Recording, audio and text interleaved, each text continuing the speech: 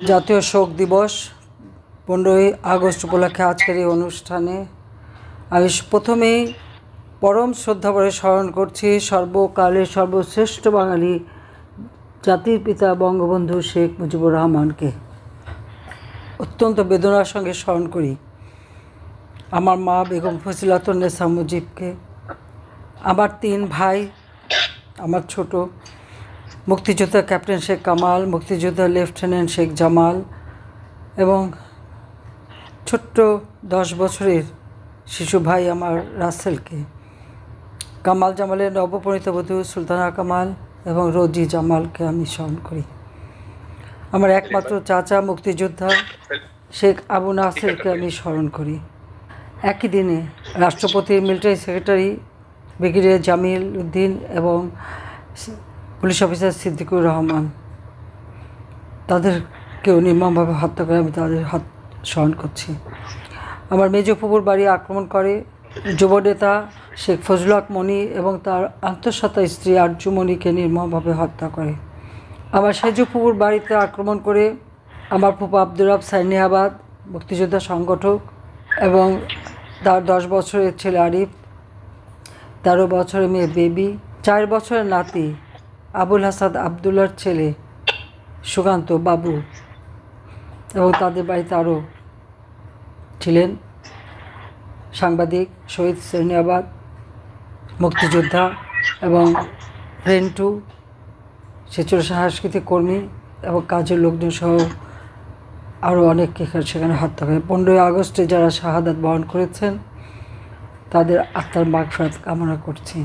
ঘাতকের নির্মম বুলেটে জাতির পিতা বঙ্গবন্ধু শেখ মুজিবুর রহমানকে হত্যা করে বাংলাদেশে স্বাধীনতার চেতনাকে নস্যাৎ করা হয়। বাংলাদেশের জনগণের যে সামাজিক উন্নতির পদক্ষেপ বঙ্গবন্ধু নিয়েছিলেন এবং যার সুফল বাংলাদেশের মানুষ পেতে শুরু করেছিল। বাংলাদেশে মাত্র 3 বছর 7 মাস রাষ্ট্র পরিচালনার সুযোগ পেয়েছিলেন বঙ্গবন্ধু শেখ মুজিব। এই 3 বছর 7 মাস 3 দিনের মধ্যে বাংলাদেশকে একটা যুদ্ধ বিধ্বস্ত দেশ, রিজার্ভ মানি ছিল না, কারেন্সি নোট ছিল না, যুদ্ধকালীন সময়ে খেতে একটা ফসল ফলেনি, আর যা গোলায় ছিল সব পাকিস্তানি হানাদার বাহিনী জ্বালিয়ে পুড়ে ছাড়খাড় করে দিয়েছিল। 3 কোটি মানুষ গৃহহারা, তাদের ঘরবাড়ি পুড়িয়ে দিয়েছিল। 30 লক্ষ মানুষকে হত্যা করেছিল।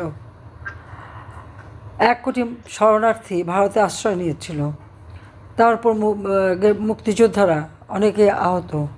পাকিস্তানি হানাদার বাহিনী বাংলাদেশের মাঠঘাট পথ চিনত না। পাকিস্তানি হানাদার বাহিনীর আল বদর, আল শামস, রাজাকার বাহিনী গড়ে তোলে। এই জামাত ইসলামের অধিকাংশ নেতারাই এই বাহিনীগুলিতে ছিল।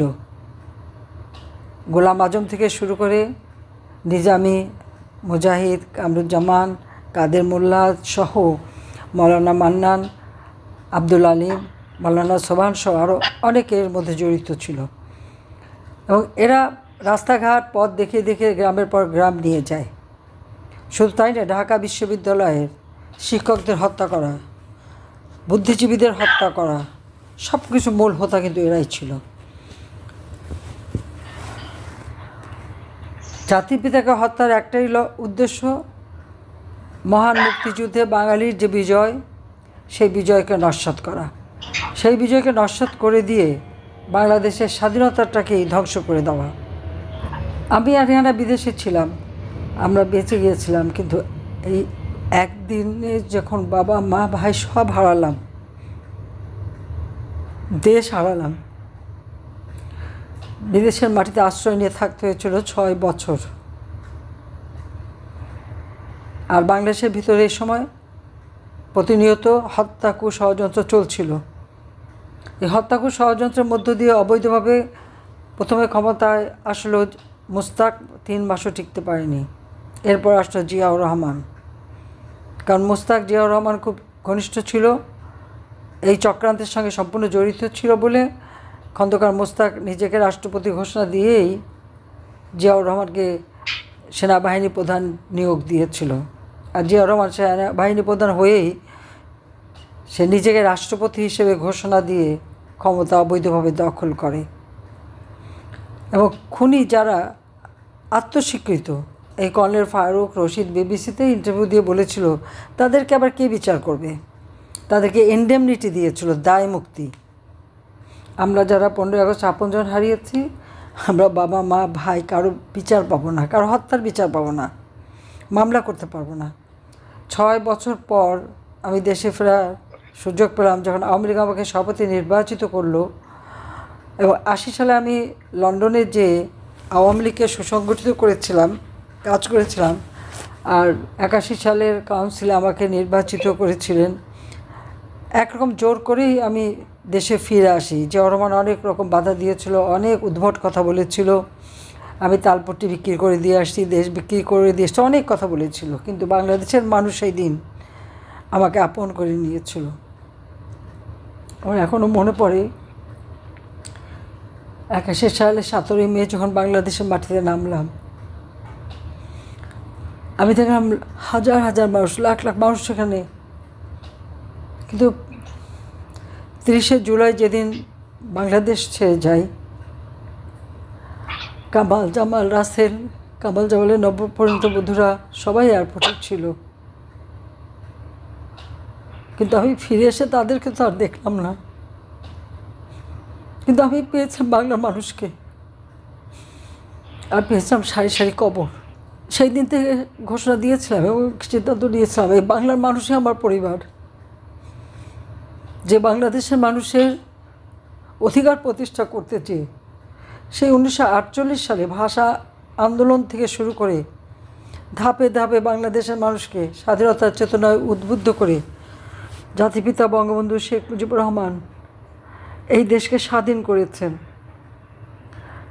আমরা মুক্তিযুদ্ধে বিজয় অর্জন করেছি, দেশ শত্রুমুক্ত হয়েছে, বাংলাদেশের মানুষের আর্থসামাজিক উন্নতি করেছেন। বাংলাদেশের ইতিহাসে প্রবৃদ্ধি 9% তুলেছিলেন জাতির পিতা বঙ্গবন্ধু শেখ মুজিবুর রহমান। আজ পর্যন্ত কেউ সেটা পারেনি। এই পাকিস্তানি হানাদার বাহিনী আমাদের নারী সমাজকে, সেই 14 বছরের শিশু কন্যা থেকে শুরু করে বহু মহিলাদের নিয়ে পাকিস্তানি হানাদার বাহিনীর ক্যাম্পে দিয়েছিল তাদের বিনোদনের জন্য। দিনের পর দিন তারা ধর্ষিত হয়, তাদের শরীর ক্ষতবিক্ষত, তাদের যে কি দুরবস্থা ছিল সেটা আপনারা হয়তো এখন কল্পনাও করতে পারবেন না। তো তখন অনেকেরই লেখা আছে, অনেক কিছু খুঁজে দেখতে পারেন। সেইভাবে তাদেরকে নির্যাতন করা হয়। জাতির পিতা বঙ্গবন্ধু শেখ মুজিবুর রহমান তাদেরকে যখন মুক্তিযুদ্ধের পর উদ্ধার করা হয়, তাদের চিকিৎসার ব্যবস্থা করেন, দেশ বিদেশ থেকে ডাক্তার নার্স নিয়ে তাদের চিকিৎসা করান। আমার মা নিজে তাদের হাসপাতালে দেখতে যান, তাদেরকে দেখতে যান এবং এদেরকে সুস্থ করে তুলে। অনেক মেয়েদের হয়তো বাবা মা তাদেরকে ঘরে ফেরত নিতে চায়নি।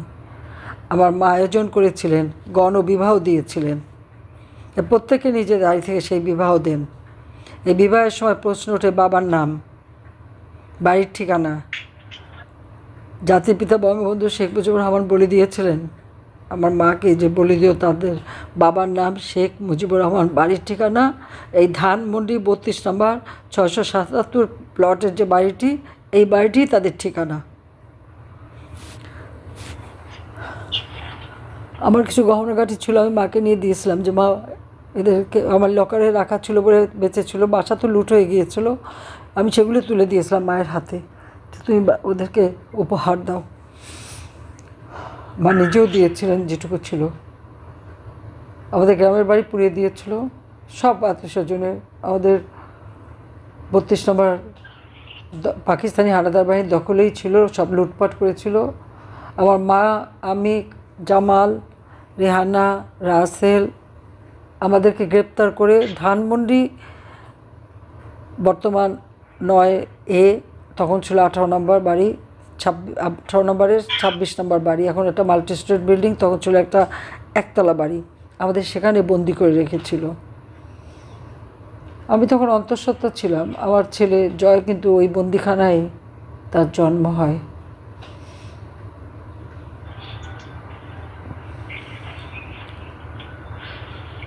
স্বাধীনতার পরে এই নারীদের পুনর্বাসন করা, আহত মুক্তিযোদ্ধাদের চিকিৎসার ব্যবস্থা এবং একটা বাংলাদেশকে একটা রাষ্ট্র পরিচালনা করা, রাষ্ট্র হিসেবে গড়ে তোলা এবং একটি সংবিধান উপহার দিয়েছিলেন। সেই সংবিধানের ভিত্তিতে ৭৩ সালে একটা নির্বাচন অনুষ্ঠিত হয় এবং সেই পার্লামেন্টে যুদ্ধাপরাধীদের বিচারের জন্য আইন করা হয় এবং যুদ্ধাপরাধীদের বিচারও শুরু হয়। যদিও গোলাম আজম পাকিস্তানি পাসপোর্ট নিয়ে পাকিস্তানে চলে গিয়েছিল, তাছাড়া আরও অনেকেই পাকিস্তানি পাসপোর্ট নিয়ে চলে গিয়েছিল, তারা বাংলাদেশে বিশ্বাসই করতো না। আজকে বঙ্গবন্ধু মেমোরিয়াল মিউজিয়াম কী অপরাধ করছে ওই বাড়িটা? ওই বাড়িটা তো আব্বা দিয়ে দিয়েছেন সেই নির্যাতিতা নারীদের। ওই বাড়িটা তো জনগণের। আমি রেহানা উত্তরাধিকার সূত্রে পেয়েছিলাম, আমরা তো বাড়িটা ভোগ করিনি, কারণ আমরা জানতাম যেটা জনগণের সম্পত্তি। আমার বাবা বলে গেছেন। আমরা বঙ্গবন্ধু মেমোরিয়াল ট্রাস্ট গঠন করে ট্রাস্টকে দান করে দিয়েছি। আর এই ট্রাস্টের মাধ্যমে অনেক নির্যাতিতা নারী, শিশু, তারপর শিশুদের শিক্ষা, আমাদের গ্রেনেড হামলায় আহত বা আওয়ামী লীগের অনেক দুস্থ নেতাকর্মী সবাইকে আমি সাহায্য করতাম, যারাই আসতো, এবং আমরা বৃত্তি দিতাম। প্রায় 1800 ছাত্রছাত্রী বৃত্তি পেত আমাদের এই ট্রাস্টের থেকে। সব বন্ধ আজকে। কতজনকে মাসে মাসোহারা দিতাম, কাউকে 10,000, কাউকে 8,000, কাউকে 9,000, বুঝে সবাইকে আমরা মাসোহারা দিতাম। এই দুস্থ যারা পঙ্গু হয়ে গেছে, বোমা গ্রেনেড হামলে আহত, সব আজকে তারা হাহাকার করে বেড়াচ্ছে। প্রথমে আগুন দিল, তাতেও তাদের মন ভরেনি।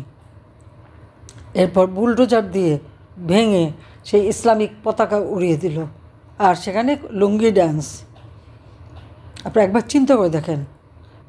কিন্তু এই নির্যাতন, এই অত্যাচার, এবং জামাত, শিবির, বিএনপি খুন খারাপি, দখলদারিতে ব্যস্ত, অগ্নিসন্ত্রাসে ব্যস্ত, আর জামাত তো হাত কাটা, পা কাটা, রক কাটায় ওস্তাদ। আর সেই সাথে প্রত্যেকটা বিশ্ববিদ্যালয় থেকে শুরু করে সকল জায়গায় আপনারা দেখবেন সব জামাতের লোক বসে গেছে। যাক, আমি অনেক সময় নিলাম। আমি এটুকু বলবো যে আজকে এই 15ই আগস্ট সবাই দোয়া করবেন। এই আগস্ট মাসের কোনো অনুষ্ঠান তারা করতে দেবে না, ঘোষণা দিয়েছে। আমার আবেদন, যে যেখানে আছেন, যেভাবে থাকবেন, সবাই হাত তুলে দোয়া করবেন জাতির পিতা বঙ্গবন্ধু শেখ মুজিব এবং আমার পরিবারের সব সদস্যের জন্য, যারা 15ই আগস্টে শাহাদাত বরণ করেছেন। আপনারা যেখানে যেভাবে পারবেন নিজেরা একটু কালো ব্যাজ ধারণ এবং বঙ্গবন্ধুকে স্মরণ করা এবং তার জন্য দোয়া, গির্জা মন্দিরে প্রার্থনা করবেন, এটুকু আপনাদের কাছে শুধু চাই। আর স্বাধীনতা জাতির পিতা দিয়ে গেছেন, এই স্বাধীনতা আজকে শকুনের হাতে পড়ে মনে হচ্ছে যারা বাংলাদেশটাকেই খুবলে খুবলে খাচ্ছে, এদের হাত থেকে দেশকে রক্ষা করার জন্য যে যেখানে আছেন যেভাবে পারেন প্রতিরোধ গড়ে তুলতে হবে, দেশকে রক্ষা করতে হবে। এই বাংলাদেশকে আমরা উন্নয়নশীল দেশ হিসেবে গড়ে তুলব এবং উন্নত দেশ হিসেবে 2041 সালের মধ্যে গড়ে তুলে জাতির পিতার স্বপ্ন আমরা বাস্তবায়ন করব। জাতির পিতা আমাদের স্বাধীনতা দিয়ে গেছেন, দেশ দিয়ে গেছেন। আমাদের সকলের দায়িত্ব, প্রত্যেকটা নাগরিকের দায়িত্ব এই দেশকে এই শকুনের হাত থেকে রক্ষা করা। কাজে সবাই ভালো থাকেন, দোয়া করেন যা আল্লাহ রাব্বুল আলামিন আমাদেরকে যেন এই শোক সইবার শক্তি দেয়। সবাইকে ধন্যবাদ। জয় বাংলা, জয় বঙ্গবন্ধু, বাংলাদেশ চিরজীবী হোক। খোদা হাফিজ।